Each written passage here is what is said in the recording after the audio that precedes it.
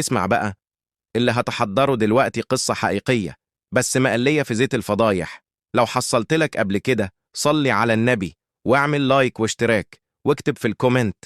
ربنا يسترها معانا يا رب. المهم، كنت ماسك موبايل أختي الصغيرة بلعب به جيمز كده، لقيت إشعار جاي من جاليري صور. فتحته، لقيت فيديو. أول ما ضغطت عليه قلبي وقع. الفيديو كان فيه واحد بيتكلم بصوت عالي وبيقول: انتي عارفة ان اللي انتي عملتيه ده ممكن يبوظ كل حاجة؟ انا اتجمدت، جريت على اختي قلت لها: انتي مصورة حاجة غلط؟ قالت لي: افتح الفيديو للآخر وشوف. كملت الفيديو، طلعت هي وواحدة صاحبتها عاملين مقلب في واحد من صحابهم، وكان كله تمثيل. انا اللي اتصدمت، مش من الفيديو، لا، من دماغي اللي راحت لبعيد. تعلمت ايه؟ مفيش حاجة اسمها ما افتحتش الفيديو كله. افتح وتأكد قبل ما تتهم أو تتخيل. سؤال النهاردة: لو لقيت حاجة على موبايل حد قريبك، هتفتحها ولا تسيبها لحالها؟